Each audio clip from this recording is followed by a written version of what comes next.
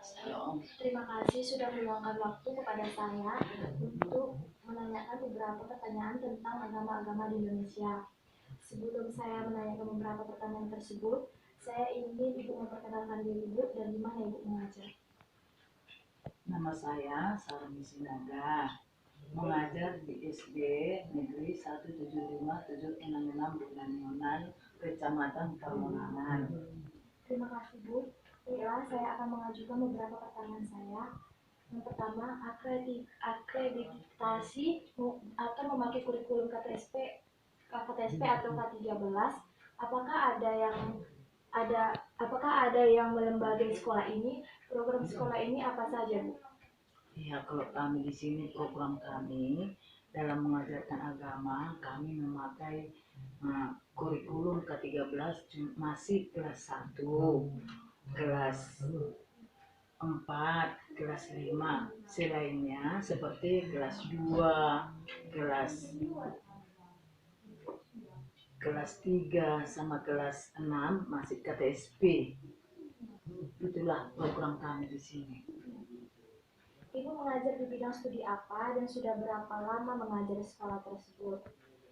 Ya, kalau ibu khusus mengajarkan bidang studi agama mulai dari kelas 1 sampai kelas 6. Baru ibu mulai mengajar tahun 2000. Sudah kira-kira 20 tahun. Bagaimana cara Ibu? Toleransi umat beragama kepada siswa, kepada anak didik, ibu ajarkan kalau dalam menghadapi atau ketemu sama agama-agama lain, mereka harus saling menghargai, saling menghormati. Jangan ada yang mengganggu kalau ketepatan ada dilihatnya agama lain lagi beribadah. Itulah ibu sarankan kepada siswa.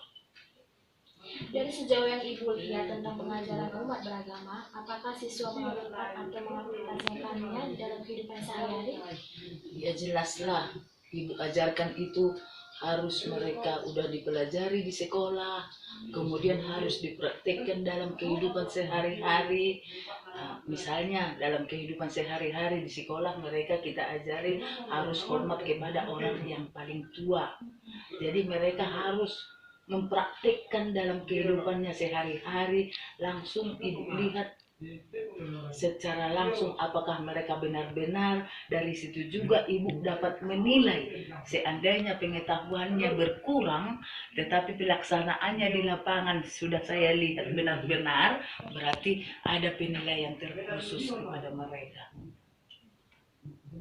Bagaimana pandangan Ibu tentang orang yang percaya kepada Yesus Kristus yang akan masuk ke dalam kerajaan surga, atau apakah semua agama bisa masuk surga? Menurut pandangan ibu, agama itu semua belum tentu masuk dalam kerajaan surga. Sebab di dalam firman Tuhan ada pendengar firman, ada pelaku firman. Kalau pendengar firman dia hanya mendengarkan, tidak dilaksanakan. Tetapi apabila dia pelaku firman, dia mendengarkan firman Tuhan, langsung dipraktikkan dalam hidupnya sehari-hari. Dari situlah kelihatan bahwa benar-benar dia melaksanakan agama. Jadi menurut ibu, semua agama itu belum tentu, karena banyak yang pendengar, bukan pelaksana. Itulah menurut pandangan ibu. Bagaimana cara Ibu untuk menghargai agama-agama lain? Kalau ibu, cara ibu, pandangan ibu terhadap agama-agama lain, kita itu harus menghargai. Sama halnya seperti pertanyaanmu tadi yang nomor 2, entah nomor 3 tadi.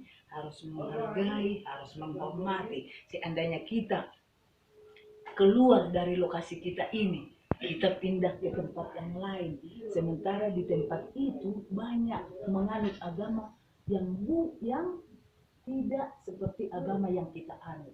Ya, kita harus menghargainya dong. Harus kita hargai, harus kita hormati. Begitu juga saya ajarkan sama anak didik.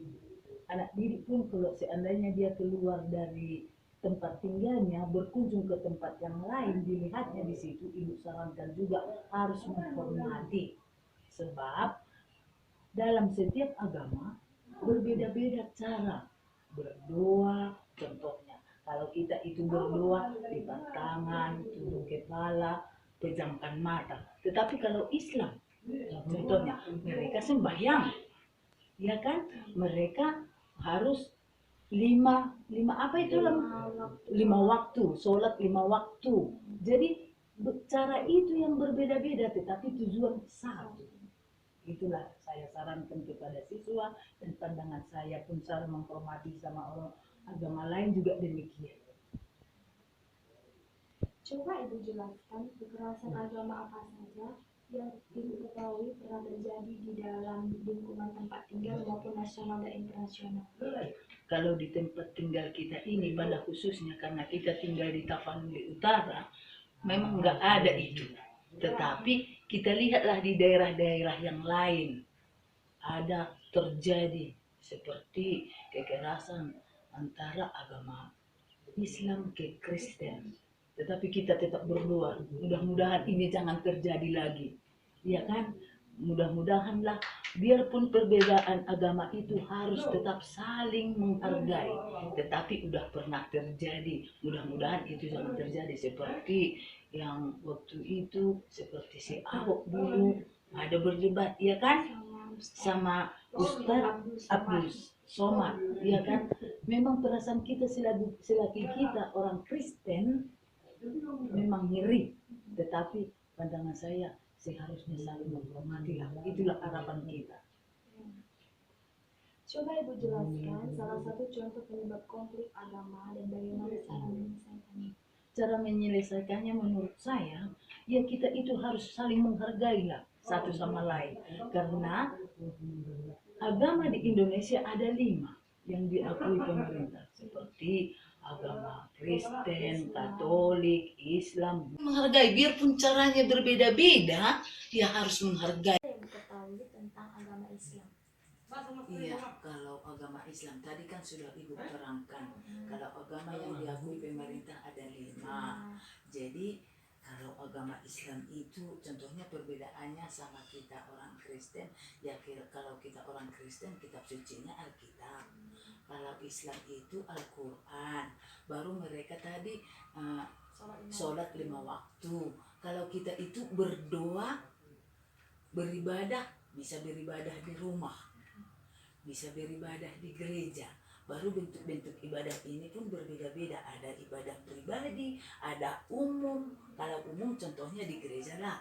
Terkhusus ada lagi khusus sekolah minggu, iya kan? Baru itu aja perbedaan-perbedaannya. Baru kalau Islam, contohnya itulah tadi sholat 5 waktu. Dan cuma itulah yang tahu Ibu. Baru yang kedua, di dalam PL kita ada di situ diajarkan memang puasa 40 hari. Tetapi bagi kita orang Kristen itu tidak kita laksanakan.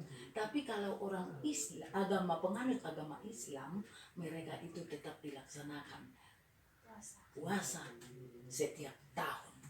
Itulah perbedaannya dan itulah yang Ibu ketahui.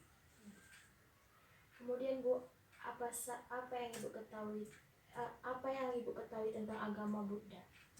Kalau agama Buddha itu ya kan, agama Buddha tadi adalah mereka tempat ibadahnya adalah wihara, sedangkan kitab sucinya Tripitaka. Baru itu saja yang Ibu ketahui, karena Ibu nggak pernah melihat mereka agama Buddha lagi kebaktian, nggak pernah. Ibu pun tidak pernah ke situ. Itulah yang Ibu ketahui. Kemudian Bu, kalau agama Hindu yang Ibu ketahui? Kalau agama Hindu ya kan, agama Hindu mereka kitab sucinya Weda. Baru kan tempat ibadahnya pura. Cuman itu juga. Baru Ibu pun mengajarkan di sekolah sama anak-anak cuman sebatas itu. Kitab sucinya ini, tempat ibadahnya ini, cuman gitu doang. Baiklah Bu, terima kasih atas penjelasannya Bu. Sekian dari wawancara saya.